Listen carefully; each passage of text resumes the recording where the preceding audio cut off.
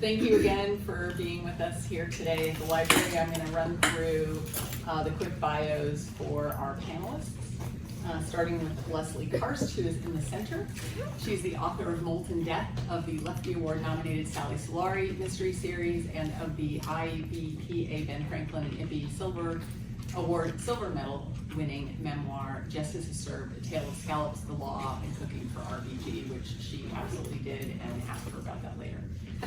After years of waiting tables and singing in a new wave rock band, she decided that she was ready for a real job and ended up at Stanford Law School, then returned to school to study the culinary arts. Now retired from law, she splits her time between Hilo, Hawaii, and Santa Cruz, California, spending her days writing, cooking, cycling, gardening, and observing cocktail hour that starts promptly at 5 o'clock because she was raised properly. Heather Haven is to your left of Leslie, to Leslie's right. She was born in Sarasota, Florida, where alligators still roamed the streets, and there was nary a condo in sight. During her checkered but diverse writing career, she has written newspaper columns, ad copy, theatrical plays, comedy acts, and has had 18 novels published and counting. The latest, Bewitched, Bothered, and Beheaded, book number 10. And I think you're at 14 now, aren't you? What? In the Alvarez series? Yes. Yes? Yes. So this might be another bio, sorry. No, 10. No, 10. Well, but you know, they put them together, you know what I mean? You do these... They clump them. They clump them together, and I don't know how many are there. So those are the award-winning Alvarez family murder mysteries. I counted 14. Some of them might be novellas. Oh, yes. Yes, she knows more about it than I do. Her last was released in April. You can find out more about her shenanigans on her website, and I can get anyone a copy of this digitally, and the links to the websites are all on here. So if you want to find out anything about Glenda Carroll, who is second from the right as you look up here, you can usually find her in, on, or under the water, or writing about it. She understands water sports on a personal level since she swims, surfs, and sails. She's a longtime sports columnist for the Marin Independent Journal, as well as a columnist for Pacific Wave Writer, a Northern California surfing website. She writes the Trisha Carson Mysteries, Dead Code, which recently came out in audio, Drop Dead Red, Drop Dead in the Water, set in San Francisco Bay Area, and Better Off Dead. The latest in series will be out in early 2025. Her books have a swimming undercurrent based on her experiences. She has raced in over 150 open water swims in California, as well as in Hawaii and Perth, Australia. Glenda tutors first-generation, low-income high schoolers in English. She lives in San Rafael with her dog, McCuffy. All the way on your right is Misty Berry. She is a short story writer and an editor and publisher of Low Down Dirty Vote, 3 volumes of short stories created to raise money for voting rights work. She is especially proud of Faye Snowden's, who is another member of Mystery Writers America, Faye Snowden for her volume 2 story, One Bullet, One Vote, which was republished in Best American Mystery and Suspense 2021, that's big, and volume 3, which was nominated for an Anthony Award. When not raising money for, I know, right? Yes, clapping. When not raising money for voting rights, you can find Misty working on her first historical mystery set in the time of 1938 Hilo, when there was a Hilo massacre, an era and location where Misty's real life Howley mother was born. Yeah. Wow. One more panelist, Dale Berry, San Francisco-based writer, illustrator, and commercial artist, produced independent comics since 1986. Not going to make any comments. The graphic novels Tale of the Moonlight Cutter series, The Bebop Barbarians with Gary Phillips have been published by mainstream publishers and by his own imprint, which is Myriad Pubs. His graphic short stories have appeared in Alfred Hitchcock's Mystery Magazine. Those are the only graphic novels ever, I believe, to be featured in Alfred Hitchcock. That's true. First and only so far. First and only so far. I both started it and killed it. The You'll find that's a theme with many of the things that we do. His second story for AHMM, which is Alfred Hitchcock's Murder Mystery, Dead Air, was submitted for Edgar consideration. He and Phillips contributed. I should not be wearing these glasses. Graphic novel chapter 2, the Anthony McCavity, Agatha Christie Award-winning How to Write a Mystery Writers of America Handbook, Simon & Schuster, which was edited by Lee Charles and our own Laurie King, who was in the audience with us. Dale's life has included stints as, and here's where it gets good, a carnival barker, Pinkerton's guard, professional theater and concert stagehand, radio disc jockey, university fencing instructor. He currently serves on the board of Mystery Writers of America, NorCal, with me.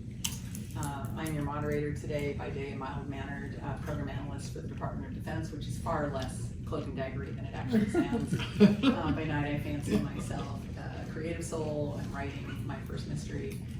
This all started years ago with me in a flapper dress in a Potomac, Maryland cemetery, drinking cocktails with a bunch of mystery writers over the graves of F. Scott and Zelda Fitzgerald. That is also a story for another day. And I currently also serve on the board with many of these fine people. All right, with that out of the way, we're going to jump right into questions. There'll be time for questions from the audience at the end, I believe. So we go to a lot of mystery conferences, and a lot of mystery writers tell me that they don't really like the question, how do you get your ideas? So I'm going to start with that. Dale, you want to go? Oh, wow. Other people. Other people's work, other people's films, books, historical research, anything and everything. Something that just catches my imagination, and I will feed it into my hopper, and I will sluice it around and attempt to make some sort of plot out of it, or some sort of sequence out of it, and take it from there. Nice. Let's just go down. Okay. I usually read articles, stuff in the newspaper. Always, I find truth is much stranger than fiction, always, and a lot of the ideas come from that, and my imagination. I can't remember what writer it was who said, walking by a house, she said, "Now, what if somebody entered that house but never came out?" And she said that's how she starts her whole day, and I tend to do that too. Ooh. Why is he saying that? Ooh, you know? So I think we're kind of, I for sure am weird. And I think that a lot of writers have this very vivid imagination, and I certainly buy into that. So that's it. That's where I get it from. Leslie? I think one of the reasons writers don't like the question is because where don't you get your ideas? I mean, I mean, we're human beings. We get them from being human. Within ourselves. Eavesdropping for sure. It's the best. I'm a cyclist, and so I ride a lot along Westcliff Drive, and it's amazing the things you hear people talking about. You know, everybody walks and they're talking, and they talk loudly, so I get ideas for that sometimes. They are loud. And but also the imagination. But that's the hardest part, is when you're trying to plot and coming up with something from inside yourself. And also when I'm riding my bike, I sometimes talk out loud to myself and say, well, what if? Yeah, and I'm sure the people walking by think that's a little odd.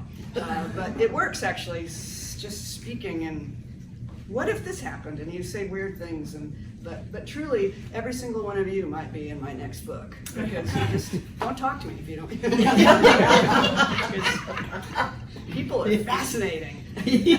That's why we write about you. And Glenda, how about you? Well, for me, it's usually two things so far, or maybe three if you throw in imagination. But usually there's things I've been involved with or around, and I've seen happen. And it could have been 10, 15 years ago, but somehow it affected me and it stays stored. The other are newspaper articles. And I thought, I can use that death somewhere. I know exactly where that guy died, and I can make a story up about how he got there. And that's what I've done so far, or just something that might be in the news that really interests me. For example, in the last book I wrote, Dead Code, it's about hacking. And in the 80s, the guy who developed the whole computer system for San Francisco was asked, his higher-ups realized that he was the only one with the password. So they called him in, they said, we need the password. And he said, not on your life. He said, someone's gonna get in there and screw up my works. and they sent him to jail. And this is when Newsom was the mayor of San Francisco. And Newsom had just gotten married. He went into the jail. He said, I can't go on my honeymoon unless you give us the code. He did. And that's just something I remembered. And so I kind of put that hacking into cities into this book, that code. And it was fascinating because I had to learn a whole lot. Which comes back to what Leslie said about real stuff's always crazier. Yeah. Yeah. And Misty, how about you? I know you do a lot of short story compilation work, but what about your work in progress? Where'd that idea come from? So, I will tell you, but first I want to say I'm pretty sure that although I look like a middle-aged, middle-class normie on the outside, I'm pretty sure I have the heart of a criminal because I am always asking, how does that work? How could you break that? And I think it started, I grew up as a kid in Las Vegas when the transition from mob to corporation was happening. And so my brothers and I were like, oh, well, you know, could we break the system this way? Could we cheat at cards that way? So I'm ashamed of that, but I'll confess it to you all. You should not be ashamed of it. I didn't know that, and now it's one of my favorite things about it. Inspiration. There's also my imaginary YouTube channel, which is things I've given up telling my husband, but those don't usually lead to murder. But for this latest book, like you mentioned, my mom was born in Hilo, Hawaii. She left several months later. It was a big story. But anyway, she never talked about it. And my grandmother told me a few things about it. And the first thing she told me about Hilo in 1938, right? Nearly the end of the first third of the 20th century. People still wore numbers around their neck if they worked in the sugarcane fields, or I think also the pineapple fields, because figuring out everybody's language was too hard. And when she told me that was in the 70s, I guess when she told me that, 60s or 70s, I'm like, I don't believe that was America, but that was America, and now I believe it. But that's how that got started. Nice. Yeah. So even though that's a question that most people don't like, I like to ask it because there's always a range of answers. And one of the things that I hope the audience gets out of this is that I think listening to writers talk about their writing makes us more educated readers. And it makes it more fun to get into that story and think, oh, what were they thinking when this happened in this book? That's awesome. These people are crazy. Which you're not wrong. Okay, so you hit a little bit on this.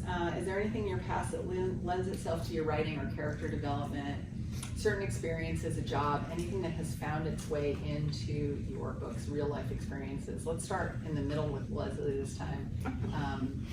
Real life experiences that have found their way into your book? Well, some of you might know that for my day gig for 20 years was as a research and appellate attorney for the Grunsky Law Firm down in Watsonville. And so it's like writing a term paper every day of your life. They drop the file on your desk, you read through it and decide what's going to happen. Are you going to write motions? Are you going to try and settle the case? And then you do those things. You write the motions, and if it goes up on appeal, you write the appeal. Or I did. And one thing people ask me after I didn't start writing mysteries until after I retired from the law. And I was asked relatively early on, did your work as a writer, as a legal writer, do anything affect your mystery writing? And I said, no, they're nothing alike. And then I started thinking about it, and I realized, no, actually, it had a huge effect on it because, and I've told the story before, pardon me if you've heard it, but I think it's fascinating. When you look at a legal brief, what you're doing is you have the facts of your case, you have what the present law is, and in California and the United States, it's primarily case law. And so you try to find cases that match your cases, that have similar facts, that are decided in the way you want it to be decided. That's very important. And so how you put together your facts, how you write your statement of facts. You do a statement of facts, then you apply the law to the facts, and then you come up with a conclusion. And how you do that, you have a fair amount of leeway. You can emphasize, you can't leave facts out. That it's like writing a mystery. You got to play fair with the reader, but you can emphasize, de-emphasize, put them in different order, find different cases, and that kind of thing. And it's a little bit like putting in clues and red herrings, and also the analytical part of your brain that does that is very similar to putting together a mystery novel. So it actually, I think, really helped. But what I'll also say is, guess which one's more fun to do? This is why you have such an easy time finding comps, though. Finding comps. Comparable novels to your novels, because you went out looking for all those legal. Right, cases well, that that's, were like yeah, that's hard. But, and so I made, in my first series, the Sally Solari series, which is set here in Santa Cruz, I originally had Sally as an attorney when I first wrote the draft, and then the publisher, but she also was working at a restaurant, and then my publisher said, "You can't have both. You can't have her both. You got to pick. She's got to be an attorney or." And I'm like, "Really? Okay, whatever." So I made her an ex-attorney. But so it does help though, and she's still is friends with a lot of lawyers, and so having that legal background helps her, particularly in things like probate law and wills and trusts and that sort of thing. Helps her solve some of the cases. Awesome. And Misty, you mentioned that your idea for the book came from where your mom was born and what you found out, but are there any real life instances that are wheedling their way from your family into your book? Or I've been a software technical writer for 30 years, and I always avoided writing about tech until recently. But my last short story that came out was inspired by the things I learned about how data is integrated from one system to another, and how no one is really watching the full journey of that data. They're just worried about the data they want to get and the data they want to push down. So I invented a way, which doesn't actually exist yet, for that whole system to come crashing down. So that was fun. But I was worked for a long time at this little startup called Salesforce. And Oh, yeah. I was terrified of making them appear in a bad light. And that's before I realized that almost no one reads the book. So years from now, you'll hear something and you'll be like, "Oh my God, there was that woman on that panel. I think she did this." Yeah, if the whole banking system collapses, Glenn, this is a gimme question for you, because we know your life lends itself She read my bio, and I spent all my life. I spent a lot of time in the water. I like to swim, and I learned to sail. Sailed a lot. I sailed from San Francisco to Hawaii, and used to come down here, 41st Street, all the time to go surfing. And I live in Marin, so it's kind of a way. But when I first got started, for the first book was actually this one called Dead in the Water. I was what was called the open water chair of an organization called Pacific Masters Swimming. And so I kind of supervised all of the open water swims, which are swims that take place outside of a pool. They could be out here, in the ocean, it could be in a lake, anything that's not a pool. And since I had to go and make sure they had enough bathrooms, they had enough security, blah, blah, blah, enough parking, I would swim them as well. And I remember this was a little further north up the coast, and there were two swims, a 2 mile and a 1 mile. And I was doing the 2 mile, and I came in, and as I was swimming in, somebody who was ahead of me veered off to the left, kind of staggered off to the shore and collapsed. And immediately an ambulance came over. I've got to make sure there's ambulances there. And as soon as that ambulance came over, another one came in, so we'd have coverage. Unfortunately, that man died.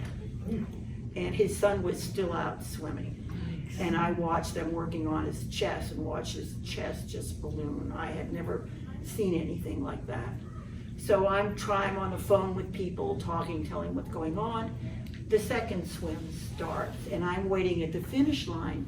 This guy comes through who is a pretty well-known swimmer. He's standing right next to me, bends over, he said, "I don't feel well." He had a heart attack. Yikes. They put him into the ambulance, took him to the nearest, both men went to the nearest hospital, both died. Oh. And this is the first death they've ever had in this organization, and I'm the one who has to tell. And we still hang out with her. Yeah. I don't kill people. But the first thing I wrote was sort of that scene of two men dying in the water, but then I turned it into, or maybe it was just one man, I can't remember. I turned it into a murder. So, but I needed to get it out. I haven't thought about it as much since I wrote the book. Oh, nice, cathartic, Yeah. that's great. And in real life, is it just a coincidence? Or Well, yeah, it was just a coincidence. I mean, you sure? I had nothing to do with it. But yeah, one man this was a fun swim for him. Was it, and his wife was there and she was saying, come on, Jerry, wake up, wake up. Oh. And then the other one was a man that I knew, and I've seen him at swims a lot. And, an older gentleman, but very capable, very fit. And This is, just a wrong that's time. great, because I think that's important to remember too, is that we write books that are often peppered with humor. They tell human drama, they tell human tales, and that's what we try to do, is impart humanity into the things that happen on an everyday basis and make the bad guys lose in the end. Yeah. So Heather, we're going to come this direction. How about you? Anything in your real life that has found its way into the Alvarez? Yes, but first of all, I'm never going swimming with Glenn. That's none of us ever. Yeah, no offense, darling. But, yeah, okay, so, born in Sarasota, and the reason was because my parents were in the Ringling Brothers Circus, and I was, I tell this story not because it's colorful. Yeah, no, wait, that's why I tell this story. All right, let me back off from that. I decided at some point that I wanted to write a story about the circus, but I didn't. Ringling Brothers in its heyday. 1942 was during our entrance into World War II. I mean, there's so many things that were happening in the world. And it was the golden age. And the Ringling Brothers Circus today, 15 years ago, even 30 years ago, was nothing like it was then.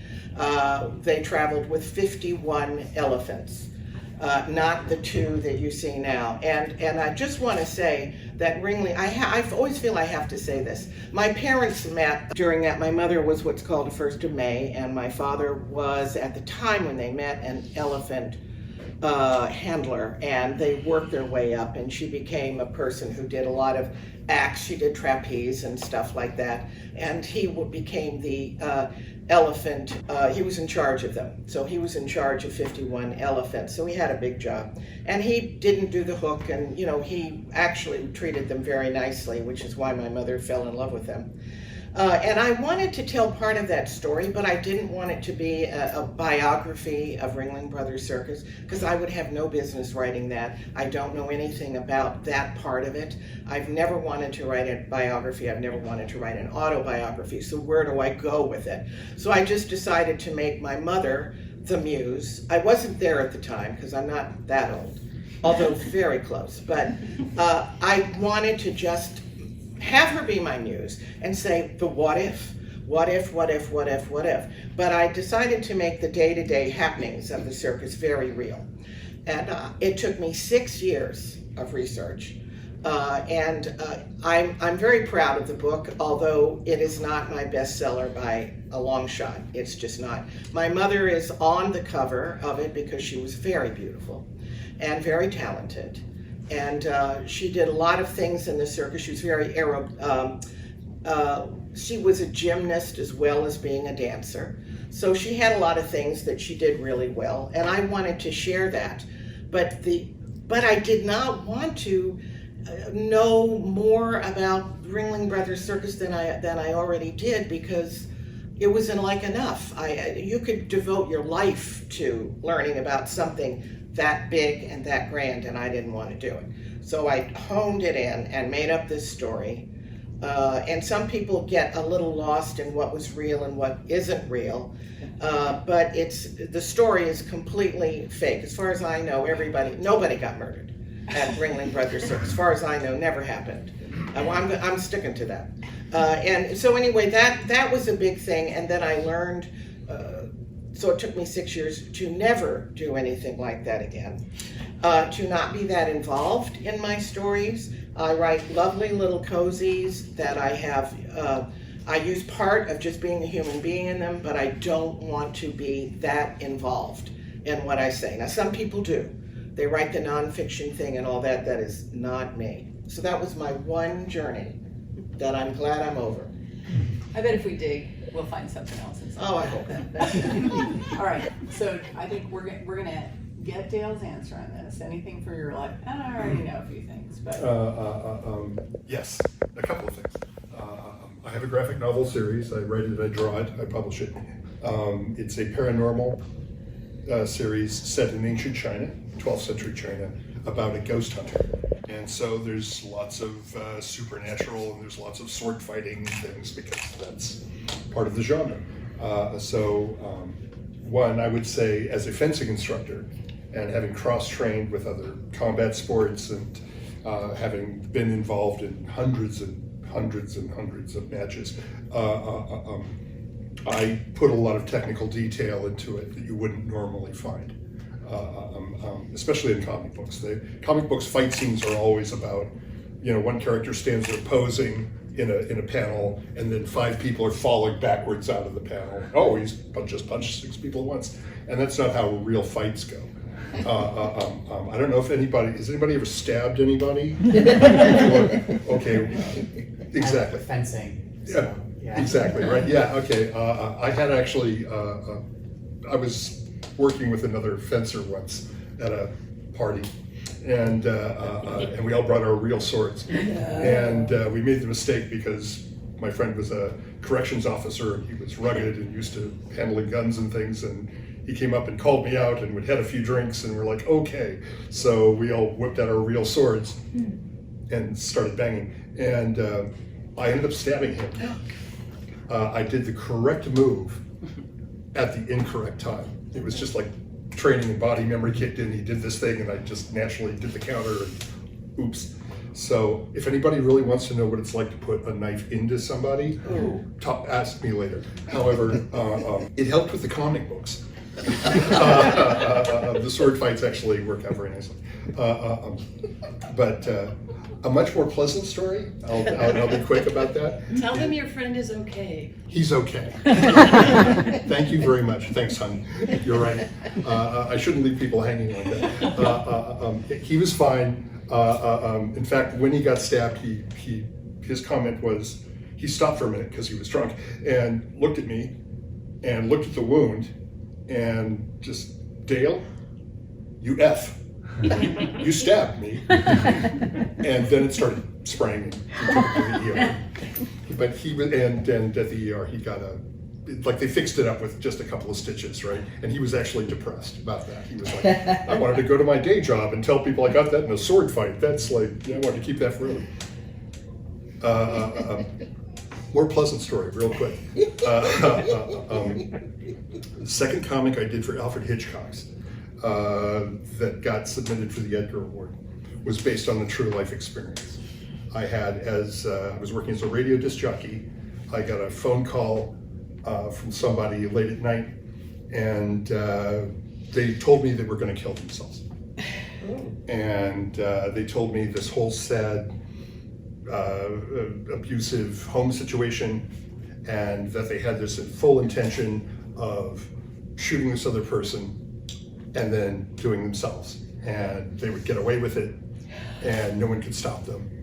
And they were acting out. They were calling somebody they listened to on the air. This is going to get pleasant soon, isn't it? It is totally going to get pleasant. Okay. And we talked them off the ledge. It wasn't true. People have a parasocial bond with people they hear on the radio or they see on TV, and they project themselves into their lives. And so you call your favorite disc jockey and you try and give them some sort of weird situation to see if you could trip them up. And I called them on it, I caught them on it, they backed off, they admitted it was all fake. Happy ending. Oh, thank you. So I did the comic story, the short story for Hitchcock's, and I had that whole sequence where just this one lone guy in a radio station has got this mystery voice on the other end of the phone. And a lot of the things that were spoken, I'd actually done. And then because it's Hitchcock's, the punchline is that this disturbing color is not actually out to kill themselves. It was all a setup for a murder plot. Spoiler alert. Spoiler alert. Is this on Anyway, a local radio station? it was over in the Central Valley in Fresno, actually. And we were an obnoxious heavy metal rock and roll station. It was the kind that, your parents warn you about. And that story, in which I was able to condense down to like 8 pages, was the one that got submitted for the Edgar. So, double happy ending. Yes. Yeah. I didn't win, but It was 8 yeah. pages? Yeah. 8 pages. Yeah, exactly. But and I didn't win the award. I didn't even make the final cut. I got longlisted, but that's okay. It was a genuine honor to be considered, and I could only do that trick once. So 8 pages leads me nicely into our next question. I'm going to start with Dale again, and we're just going to go down the line. This should be an easy question for you guys, but it's something that interests me. So, as they say, a picture is worth 1,000 words. People tell stories in words. Dale is a teller of tales and a drawer of graphic images. So, what comes first for you? You tell the story in your head. Do you see the characters as you're going? And then after you answer that, I want to know how the rest of you, when you're writing, do you see your characters? Do any of you storyboards? Is there a graphic component to your writing, or is it just imagination and words? So Dale? 60-40. 60-40. Yeah, Okay. 60-40. Sometimes I imagine the character, how he or she is, behaves, stands, their attitude, their dress, how they move, how they talk.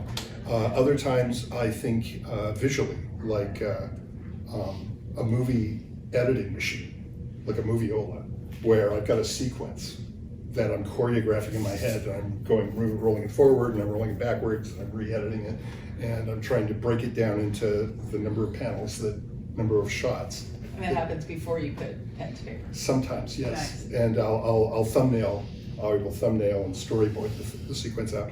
Other times, I just, because it's an intense conversation, it's talking heads, that's really dull to thumbnail, just pictures of heads looking at each other. So I spend a lot of time working on that dialogue first, and working on the characters and the personality, and then I'll try and think of a nice way to visualize them.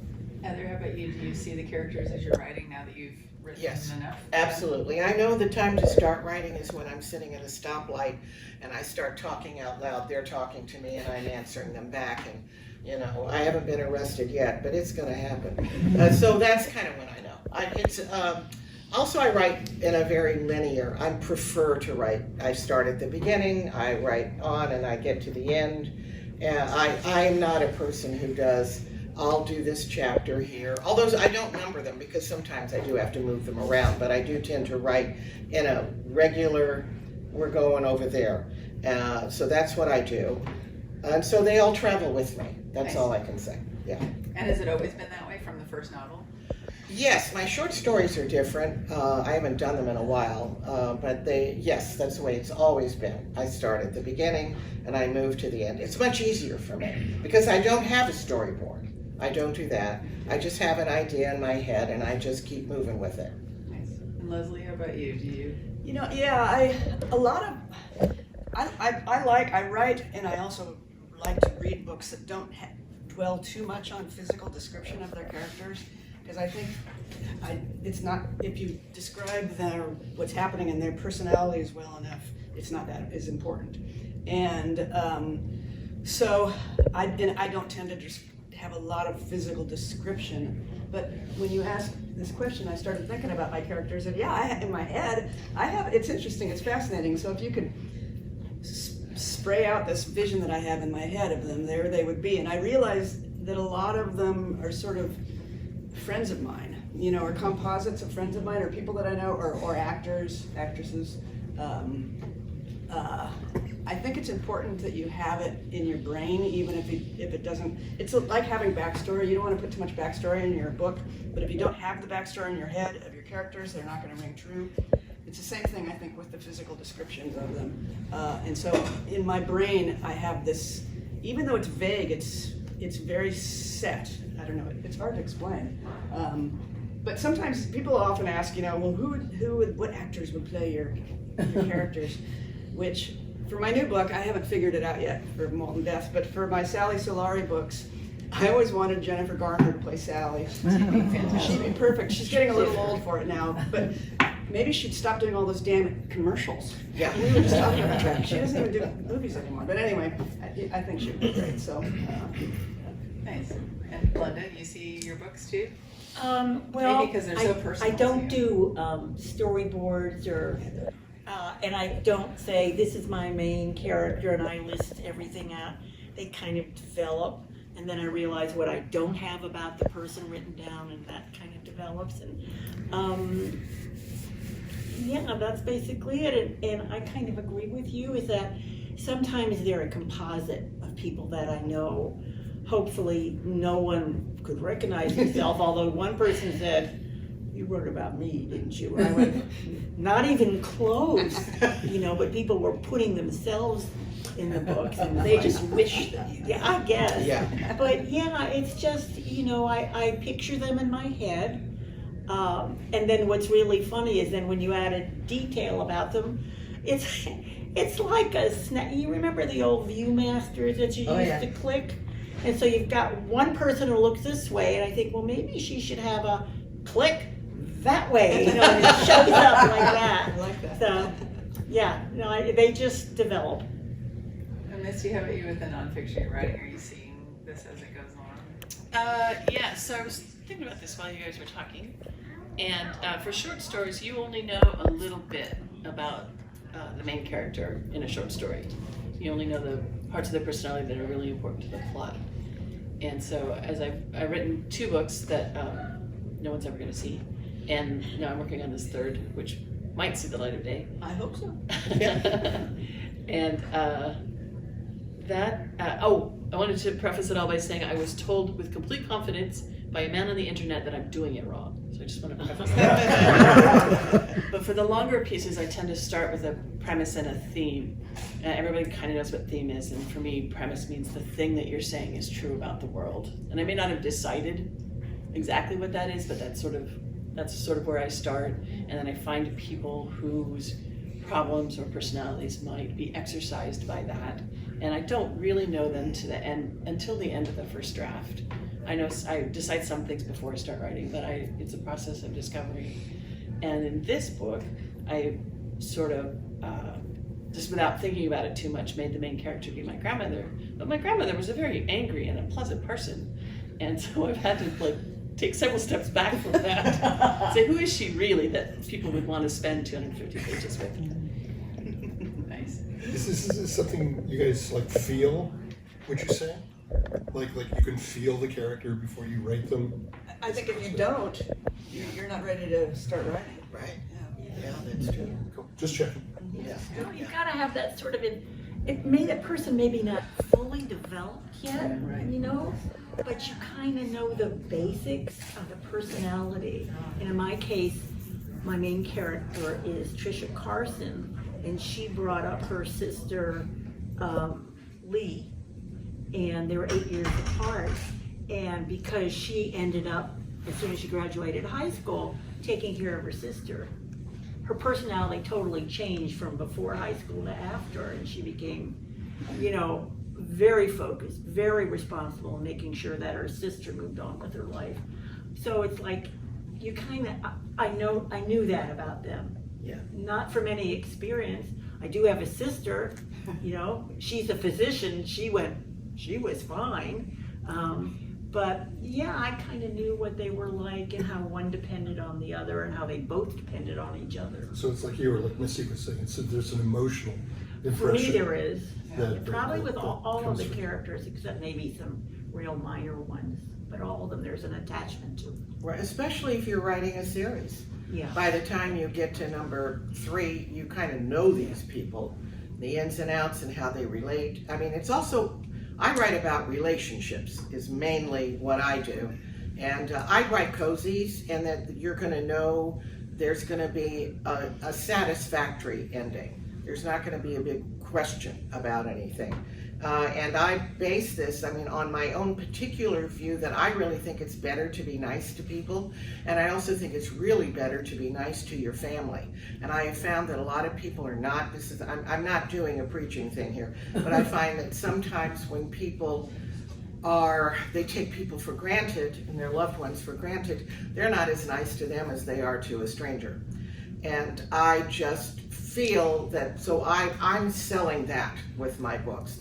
Even though they don't know each other all the time or know what they're doing, they love each other, they trust each other, and they're always thinking of the best. So I guess that's my theme in almost everything I write. Why did I go there? I don't know. Well, we're talking, so I think one of the great things about all of these answers, and one of the things that I believe about how we write and what we write, is that we are creators, curators, and caretakers of the story while we have it for ourselves. And once we free it and give it to you, and I assume you're all here because you like to read, it goes back to what Leslie said. You don't try to make people see what you see. You try to allow someone else to step into your tale and make it their own and have that be their story for a while. And I think you guys all do an excellent job of that, because I get completely tied up in this. On the same topic, what I had a question is that this was all about visual. Sure. I'm curious, people hear dialogue in there yet? How do you come up with the dialogue? Heather talks to herself all the time. All the time, I do, yes. I need to be watched. You all hear dialogue in your head when you Absolutely, maybe more than the physical, because that's one of the way that the reader gets to know the characters the best is through what they say. I mean, there's also the internal thought process, but if there's too much of that, it's annoying in a book. And so the dialogue is very important.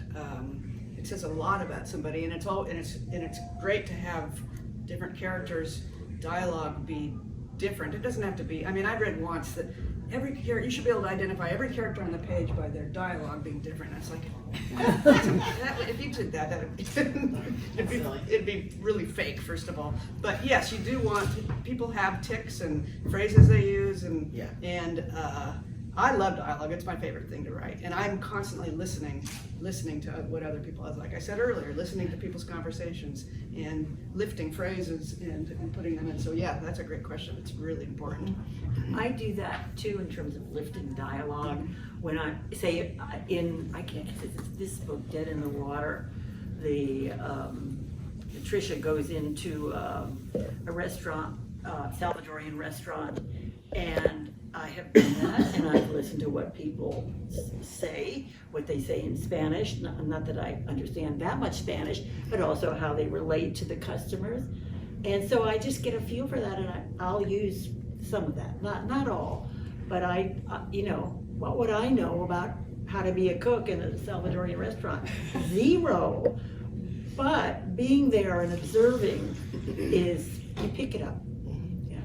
That's the difference, because if you drop Dale and me into a Salvadorian restaurant, we totally just go to the kitchen and take over. I'm like, what is this? He's like, I don't know, cook it, see what happens. Lies, all lies, but a word true. Misty tells stories. Girls talk, you hear things.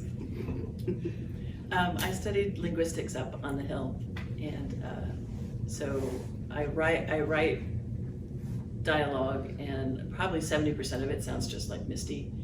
But I always do a whole editing pass where I go through and work on the dialogue. The one thing that does often come to me are button lines, where you button up the scene with this really clever line. And sometimes they're clever, and sometimes I have to delete them. But those come spontaneously. I never knew that's what you called that. Yeah. I like that too. Yeah, that's awesome.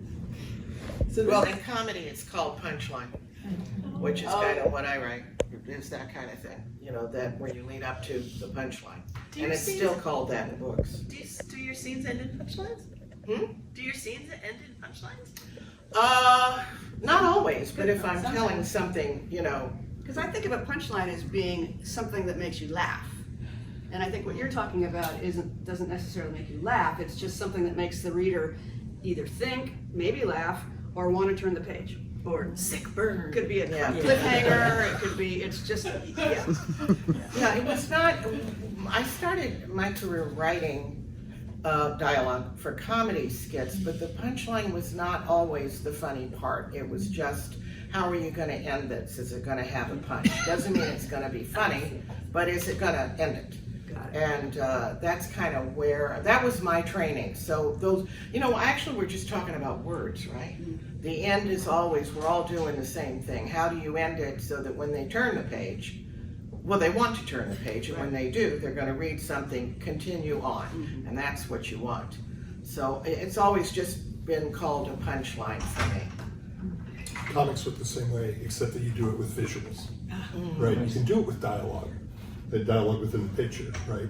But you can also, you've got the added, trick of being able to do it with a picture without dialogue. So, but really, same. Same thing, yeah. So Yes. Sorry, can I ask a little question? So about dialogue, for those of you who write short stories versus novels, or novels versus short stories, do you ever start your stories with dialogue? Okay. Absolutely. Because there's a lot of writing about should you start your story or not with dialogue, and I was just wondering. I almost start each book with some sort of dialogue. It's like someone saying, I can't go in there, or what in the world is going on? Always. It doesn't matter what you start with, whether it's description or dialogue, and what matters is that it captures the reader and makes them want to read the next sentence and the next paragraph. But I was curious. So, and there's, Absolutely. I hate rules like that. There's no rule about it. Right. It's, No rules. Yeah, I'm no just rules. asking what your no, I mean, preference there are is. some rules, Yeah. but that's not one of them. I would say there's one sort of rough guideline, actually. It's not a rule, it's a guideline. And that would be the old one about get in late, get out early.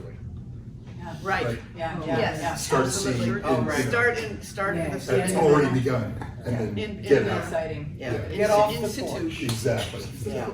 Yeah. I had the distinct memory of reading more than one Elmore Leonard novel that started with dialogue.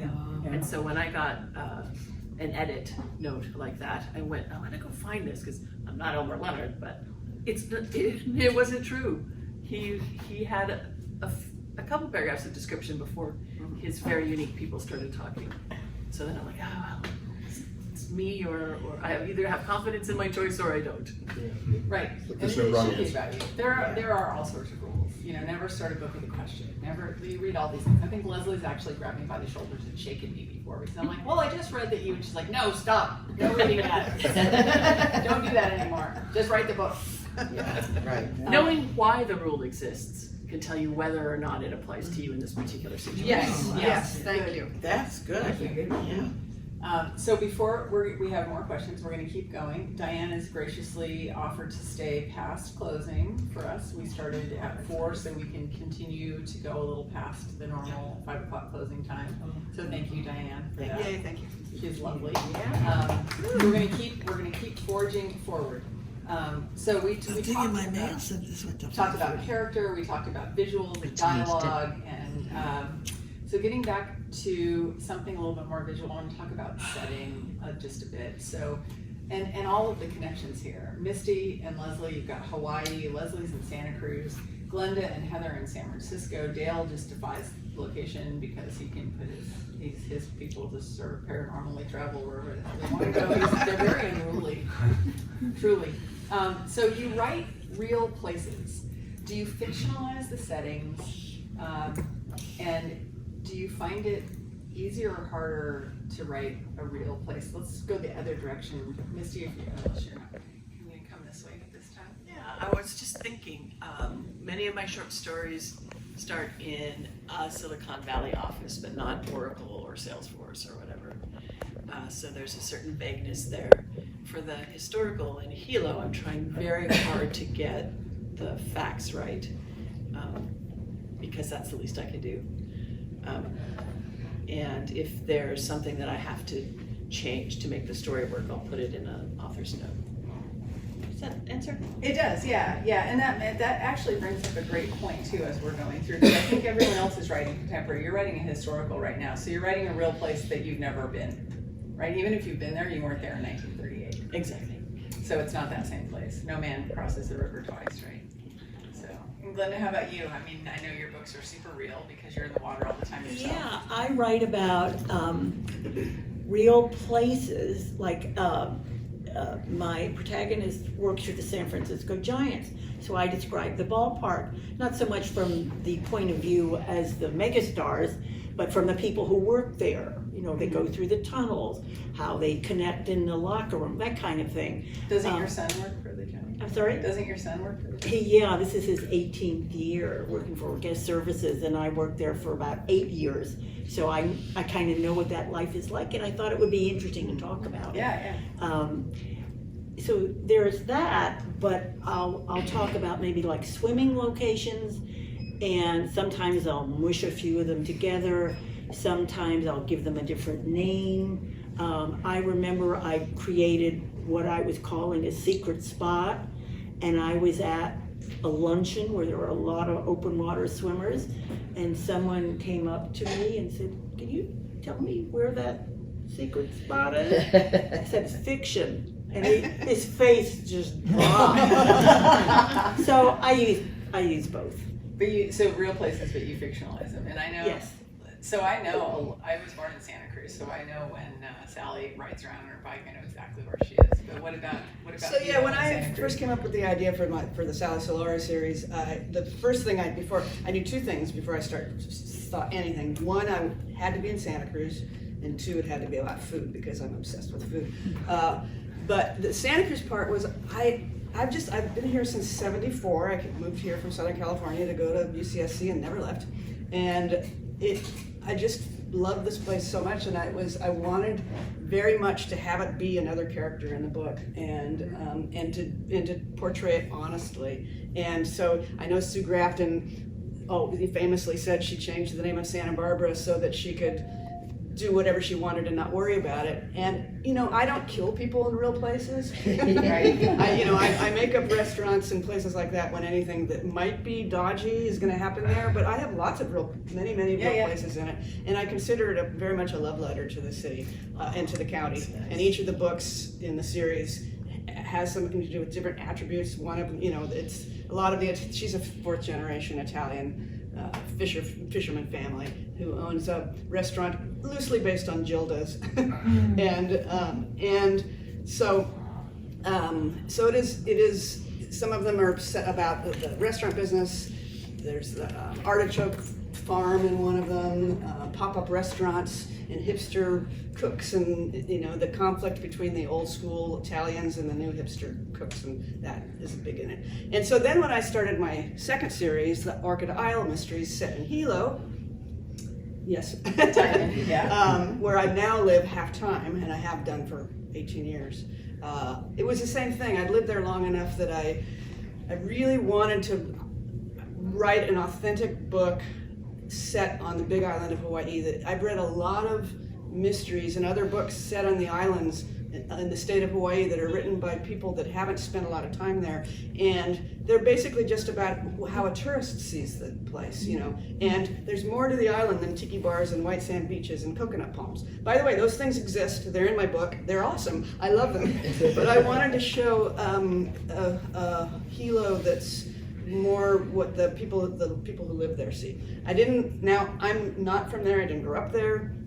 It's not my place to tell a story from a local's viewpoint. So I had it to be a fish out of water story where my gal moves from Southern California, she's on vacation there, and I'll give a little bit away. It's in the first chapter of the first book. They hike out to see the hot lava, which I and my wife Robin back there have done dozens and dozens of times. And she and her wife are taken out there by a local guy, Isaac, and they've gone off to take pictures, and she's alone, and she's looking at the lava, and she sees a boot in the lava, realizes to her horror that it's actually attached to a leg, and it's being covered over by the lava, and it disappears. And nobody really believes her, so she sets out to solve the mystery of the body in the lava, partly just because she feels like she's being gaslighted, but also she wants to get justice for the victim or whatever happened, figure it out. But she doesn't know anything about Hawaii, and so she, along with the reader, learns about the culture in what I hope is a realistic way, and so it's also very much a love letter to to Hilo, so Can't very wait to important. read it. I know. I can't wait to read it. Yeah. So exciting. And how, so we've talked a little bit about the circus in this, which is a location, but what about setting it in San Francisco? I always see feel it's like I'm got, in just a little clarification. Oh, sorry, did I My- screw No, that's that all, up? they're Palo Alto. Palo Alto. Palo Alto is where, because it deals with Stanford a little bit, Okay. this is the first one, Murder is a Family Business, and so their business is in Silicon Valley, and it very much revolves around what happens. It's in Silicon Valley. It's a family-owned detective agency that handles mostly copyright issues and stuff about computers and software and things like that. And when my protagonist, who is Lee Alvarez, stands up, she falls over a dead body. But she's not looking for any of this kind of stuff. And there's a lot of, it's a humorous It's series. very humorous.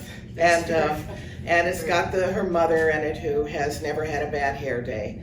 And, so she's always trying to deal with her mother, who is perfect, and her brother, who is the IT guy, and is a little on the Asper, a little bit on that, not much, but a little bit. So he's a real computer genius and nerd, and the uncle who everybody loves, because I had to have in there somebody who loved, and he is an ex-chef, and so blah blah. So they're always doing all this stuff, and that's that one.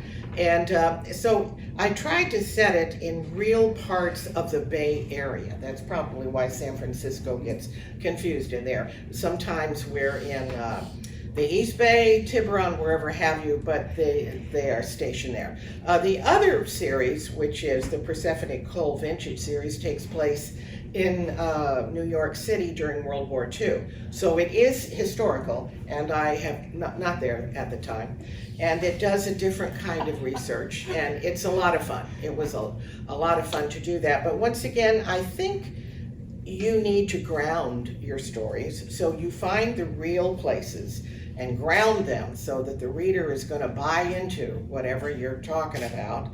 And then you can go off on your tangents to things that are not necessarily real, that help you out, move the story forward. Because like their house in Palo Alto does not exist, but I have described it in detail. I wish it did.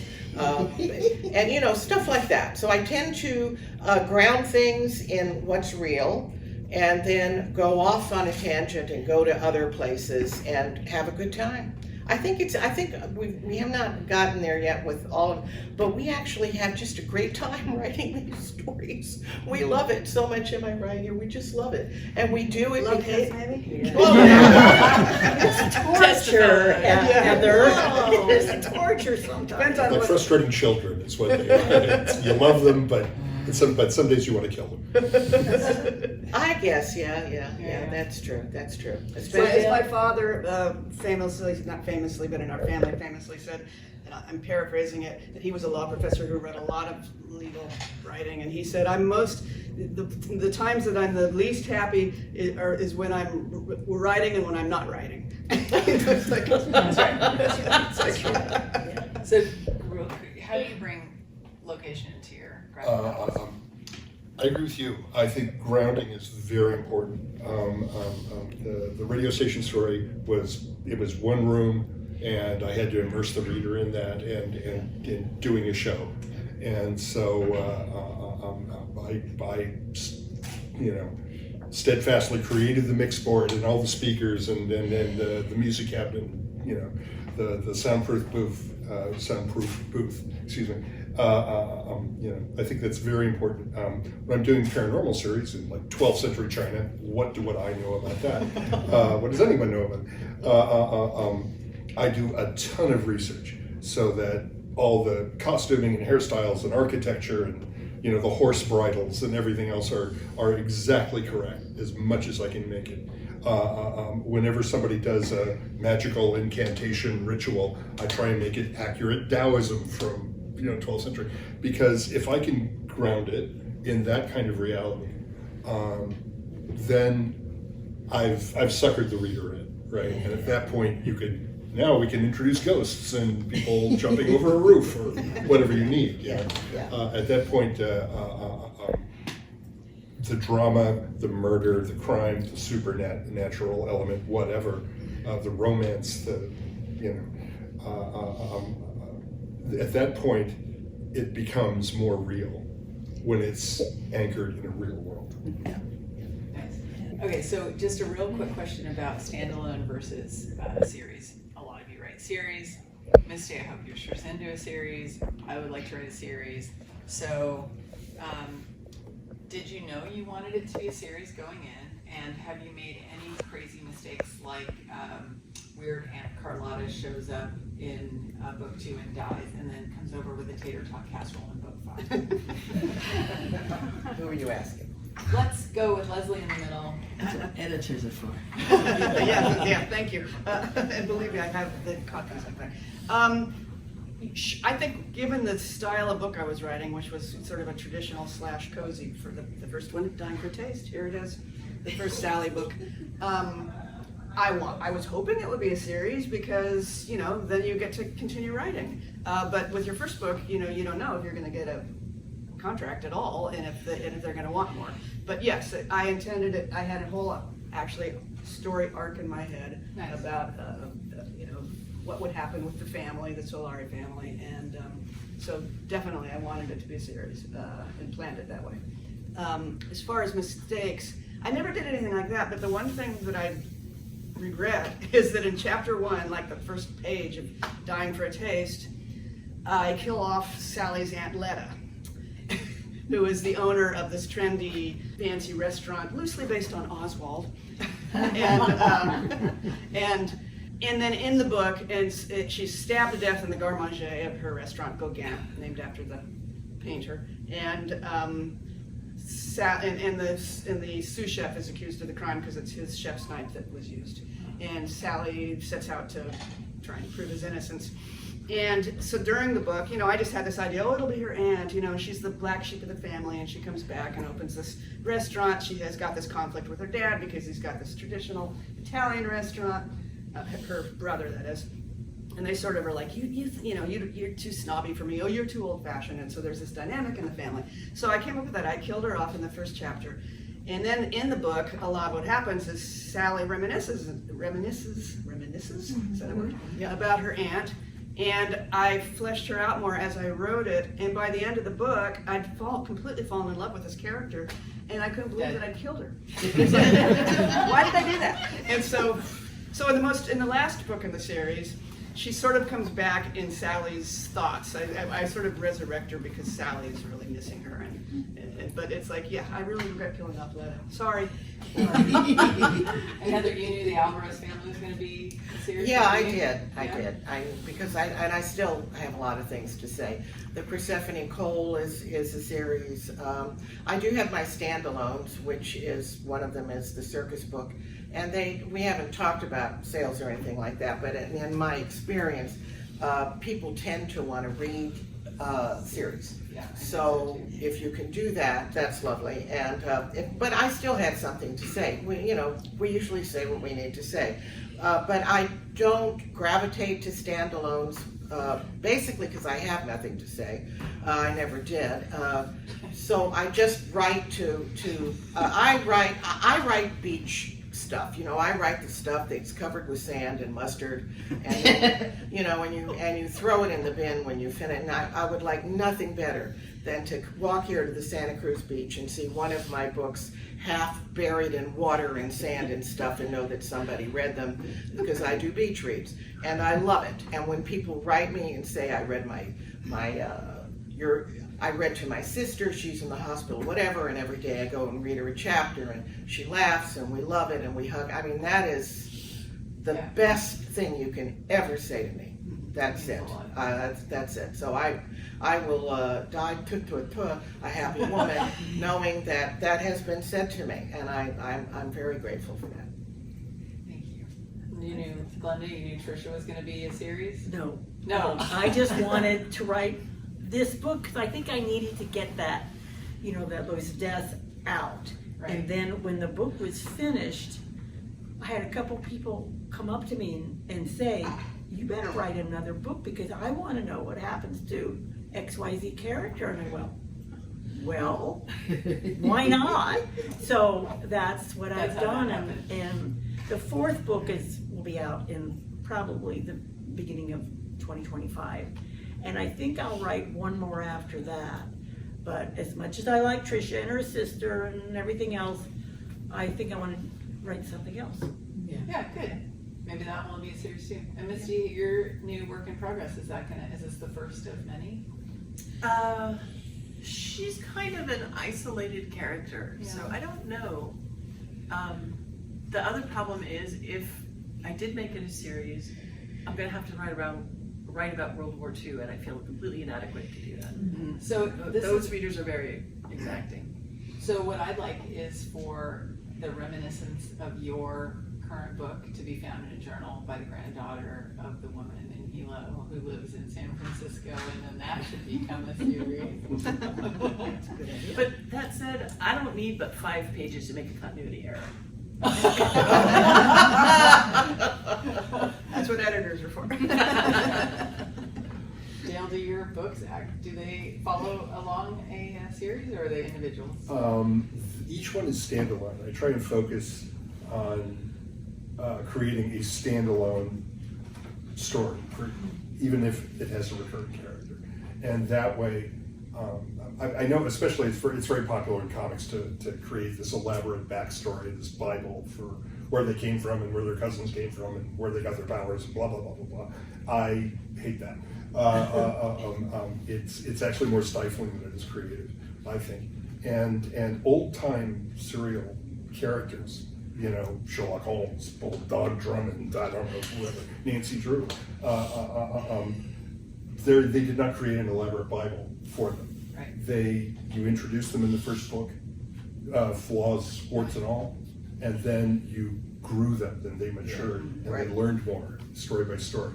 And each one of those stories was a standalone. Occasionally there'd be a sequel or something, but essentially it was standalone stories. So I think there's a way to do both. You know, kind of make it a series, but make it, you know, hopefully try and make it solid enough so that you don't have to buy, you know, there's no to be continued. You could pick up each one at any random point and really enjoy it. And just get into it. And I'm guessing, I don't know about the others, but my series is like that. You can pick up any one of them in Mine any too. order and Yeah. read it, Mine too. and it'll be fine. Because I think most people who write series do that. They try. It's not like the Lord of the Rings where you don't want to pick up the 2 towers. That's really just one book. Like, who are all these people? Every once in a while, like in the 3rd or 4th book, they'll be like, you know, oh, that bullet wound is still bothering me, or I'm still having emotional scars from Right. you know, I mean, whatever. But the idea is that if you explains pick up book 4 and really Yes. like it, hopefully they'll go back and start from the beginning. Yeah. Right. Yeah. Right. That's what every writer wants. Yeah, there is continuity, but they do stand alone. Yeah. So we have 2 more questions that I really want to ask. We won't get into them, let's pass out. But so, low down dirty vote. Not to get too political, but the timing is rather perfect right now for Misty to give us just a little background on 3 crime fiction anthologies that she both spearheaded and edited. These drew big names for a big cause. I love them for the depth and breadth of the stories. And they are not all contemporary, and they are not all set in the US. It's not all about our politics. But the theme and purpose come through loud and clear in all of these stories. So why does crime fiction work to tell these tales? And then what's it like just to edit an anthology and bring all of it together? And then after Misty answers, if anyone else has anything to pitch in, go for it. So I think power is a magnet for crime, and there is no greater power than representing a bunch of people in your country and passing laws and executive, judicial, or legislative branch. So that always seemed natural to me. I know it seemed exactly the opposite of natural to a lot of people when they first heard about it. And the other thing that people often said was, that's such a weird theme, you're just gonna get all the same story about voting booths. Well, no, not so much. And what was the second part of the question? Sorry. So you've pulled these anthologies together. So you actually created something cohesive out of all of these stories that came to you. What was that like? So that was fascinating, especially the third anthology. All of it. So the first anthology. So I'm cripplingly shy. I hide it well, but I'm cripplingly shy. So for the first anthology, I just asked writers I knew personally who I knew wouldn't yell at me if they had to say no. And then the second one, I got a little bolder. I made open submissions. I asked a few more people that I were pretty sure were going to yell at me if they had to say no. And I didn't notice particular themes per se, except that people were passionate about democracy, and that was great. That made me happy. And the way people expressed that was so different. But then in the third anthology, I started getting a lot of stories that were playing with the idea, either metaphorically or literally, of biting the hand that feeds you. Now, why that should have come up that year, I'm not sure. I'll never know. I think I'll die not knowing. But that was fascinating. So sometimes it's the writers creating the theme. But for me, and I wanted to say this, there's things that every editor looks for, craft and a strong and unique voice. You're saying something that you see about the world that no one else would express in quite that same way. So interesting or new settings or locations or characters, all of that stuff. And then there's a bunch of stuff where each editor is going to be different. And for me, it was that passion for people being empowered or the anti-passion or, hating people trying to steal other people's power away. And I also was really fond of stories that surprised me, and in the third anthology I got a ton of stories that blended genres. So there was science fiction or speculative ideas mixed in with the crime. I will say though that if you're going to submit to an anthology, make sure you really feel the theme, because I did get some stories where people had clearly sort of shoehorned voting into an existing story, and it didn't work. Or This is a story about a vote. yeah. That said, there's stories about cat mayors and dogs who don't get to vote against fireworks, and so I let it run metaphorically pretty far. And there's a story set in England. in one Yes, of I them. got a lovely man from England sent me a story, a woman from Germany, a first-time writer who is a librarian out in Modesto or Merced or something like that, a woman on the East Coast who'd never written at all before. She was a visual artist, and this was her first try, and it was so exuberant, so big and passionate that I couldn't not publish it. And that's the fun thing also, is finding writers I've never known before, or and first-time writers. I love working with first-time writers, actually. And that's a good word for this, is passion. To have people who've never written before read that you are taking submissions for an anthology like this and say, I want to write something about this. That's powerful. Yeah. I'd like to add something real quick, Yeah, just please. I want to hear from any editor as you could the have. proud spouse. 100%, I never knew anybody who ever did this, but 100% of all the proceeds, all the sales, went to organizations to help fight voter suppression, and still do. It's like, And I paid the writers. and she paid the writers. Wow. Her cape is invisible, Paid but them. it is there. Because often in anthology, a short story writer is working for free. And I don't think that shouldn't be anymore. How about the rest of you? Anything to add to anthologies or these particular compilations? Just things you want to throw out? For me. Yeah. I was reading something, and I wish I could remember what it was, and I said something about voting, and I said, I have read this story before. I have read this. I wonder if that was Faye's. It might have been Faye's second or third story, yeah. And I said, it's in one of Misty's books. Yeah.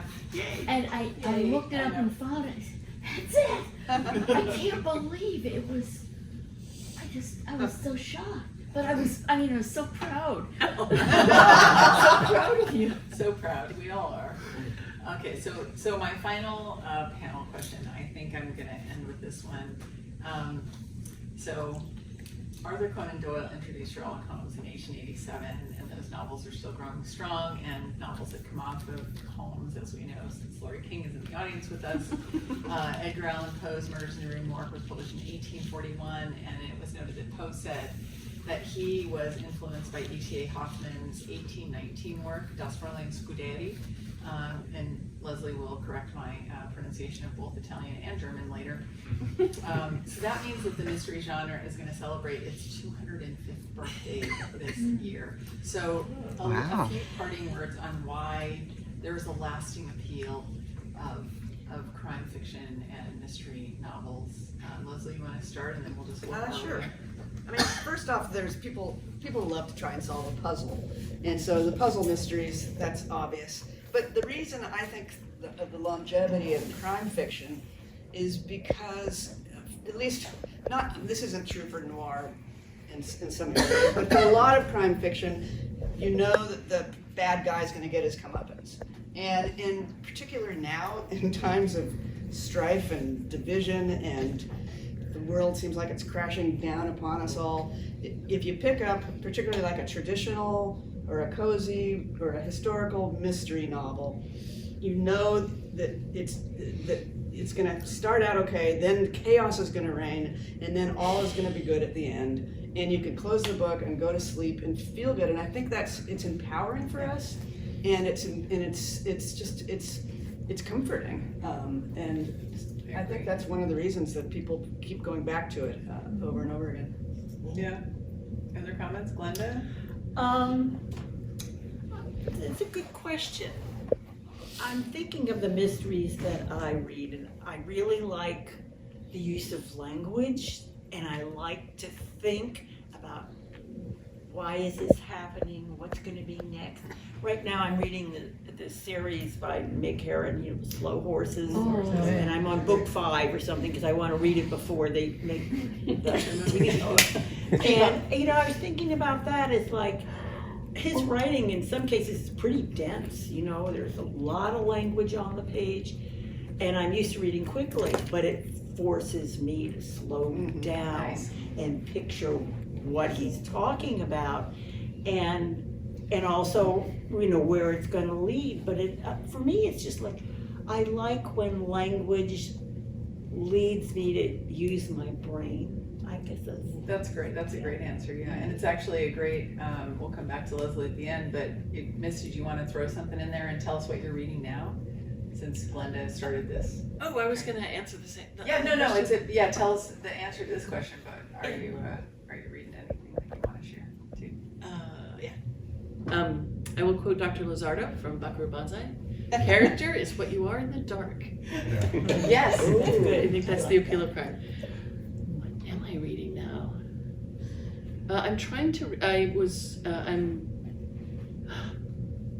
Please don't take this the wrong way, but I was forced to read And Then There Were None again.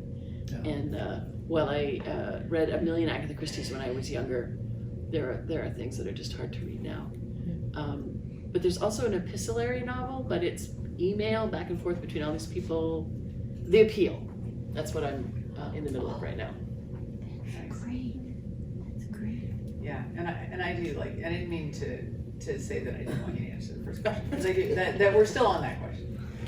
But since Glenda introduced, what she's reading now, I want to make sure if there's any recommendations that we get to this too.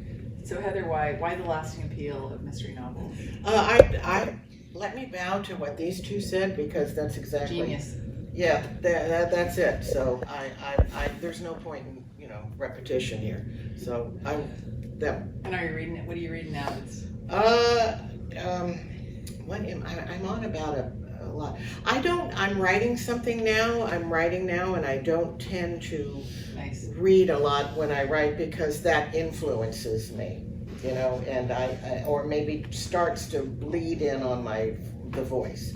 So I'm trying to think of what I'm reading now, and I can't go there. So obviously nothing of import. And Dale, how about you? The lasting appeal. I think that crime and mystery and suspense and thriller, even noir, reflect society. And for readers, they reflect where their world is at in that time. And they allow us to examine things that we may be powerless to examine ourselves. And they sort of kick over the rocks. And so we can actually sort of see deeper into what's going on. Either that's, even in historicals, it's a metaphor for something that's going on nowadays. And even when the bad guys win or when they don't win, they're exposed. And so we see something in ourselves in that, and in our world in that. And so I think because of that, the Count of Monte Cristo has a crime element, right? Three Musketeers has a crime element. The crime element is important to readers so that they can see something of the world they live in. And I like what you said about kicking over the rock too, because it's a safe place to look at it. I mean, we don't. I wouldn't go out and solve a murder. No. It's too messy. But it's like a safe way to analyze this and to look at it. And by being fiction instead of true crime, in many ways, I think fiction can tell human stories better than Can have a good true ending. crime. If it's a good, he has to be a good writer, but delve into the human nature and. Well, the saying is that fiction puts a light on the truth, and I think that is a very valid comment. Does everybody know that last week Florida banned Agatha Christie's, the one in the Nile, Death on the Nile, sorry. What? Oh my God. Why? Oh, Florida. I have no idea, but I thought you'd be interested. Oh, In the future, there will be a generation of Floridians who cannot solve that crime. Now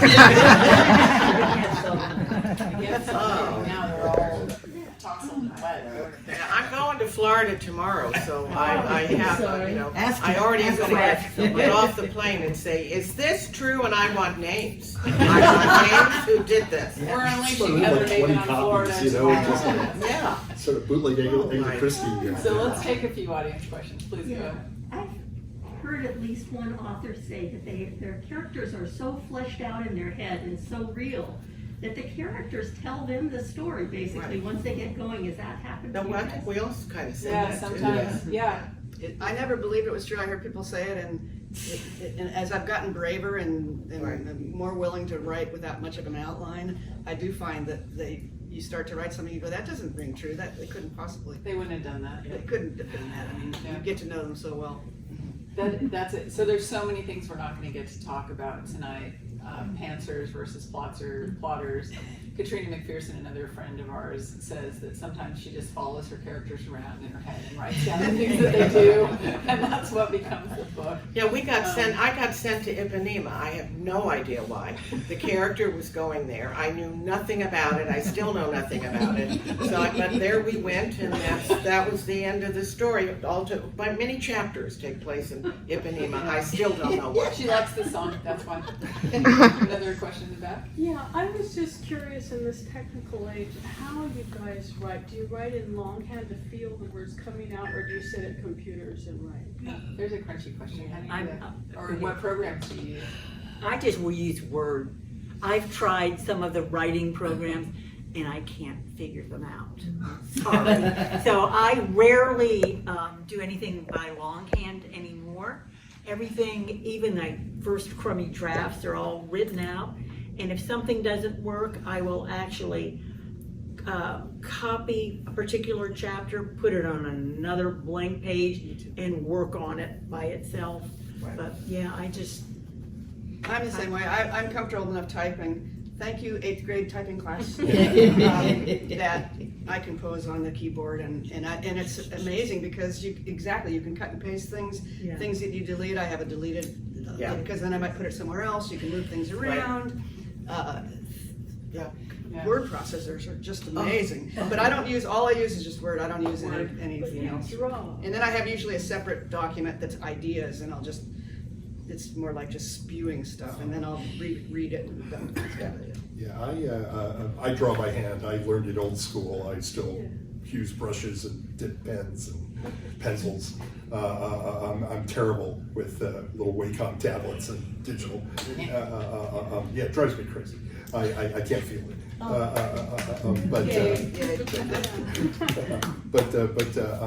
Yeah, no, it's a total combination. Like, there's no bad tools. I have little notebooks that I write ideas down into, or I hear bits of dialogue or a quote or something like that, and I write it in marker. And I work out thumbnails in pencil or ballpoint pen or whatever I have on hand. And then when I'm writing out the script, or if I'm writing out a manuscript for print, it'll be, I learned 8th grade typing too. So it was so the computer is really just a flat sheet typewriter. I get to erase easier. but other than that. And Heather, are you Word or are you? I do exactly as Leslie does, and also I sit down. I don't even know what I'm going to say. I do a lot of stream of consciousness writing, but I think part of that was my training as a comedy writer way back when that's where you went and what happens. Where does it go? Are you going to come up with anything? And then sometimes you don't come up with anything, and I delete it. But that doesn't happen that much. I just kind of go with it. I definitely am a stream of consciousness writer. There's no wrong answer. No, Exactly. Misty, no. what about you? I've been in a computer since 1990. But Gigi Pandian is a lovely person and a wonderful writer, and she always does all her pre-writing in a big notebook by hand, test pages, ideas, outlines, all that stuff. And it's only when she's actually ready to start composing the book that she switches over. You don't use, do you use Scrivener? Oh, I do use Scrivener. I just found this, I was confessing to Dale the other day. There's this program called Scrapple, which lets you do which lets you do mind mapping. But I have been writing in outlining for so long that I actually found it difficult to let my mind open up and play with ideas. I'm like, I got to do this a bunch more because this is really hard. Yeah, so I have Plotter and Scrapple and Scrivener. So Plotter allows you to create characters or chapters this way and characters or chapters this way. So you can visually see how often those characters enter into your line. And so there's YouTube, you can watch that. So that's Plotter. Scrapple is more like balloon, like you can create balloons and tie things together, and it's useful. It's not something like Laurie and I'll bring another Katrina into this. She hates hashtag I'm writing, because if you hashtag anything, you're not actively writing. Don't do that. Like, you're either writing or you're not writing. Exactly. So these tools are great if you use them as tools. Use them for what they're meant for, and then write the darn book. Right. Okay. So yes, Stella. Dale, Sell I'm so curious. Where do you sell your things? Your books? Do you sell them in a comic book store, in a bookshop, or out of the trunk of your car, or anywhere? all of the above. Okay. Like a lawyer. Yeah, exactly. They are Libraries. You can order them through Barnes & Noble. You can order them Yeah. through Amazon. Okay. You can order them through my website. Whenever I do a comic book show, I'm usually at San Diego Comic Con every year. I sell at a table there. Or you just come up and knock on the trunk of my car. But do you know who buys your books? Is it little boys? Is it big boys? Is it? I do. I also go through a distributor. There's one comic book distributor. It's not a monopoly, but there's only one. And I go through them, and they supply comic book sorts of things.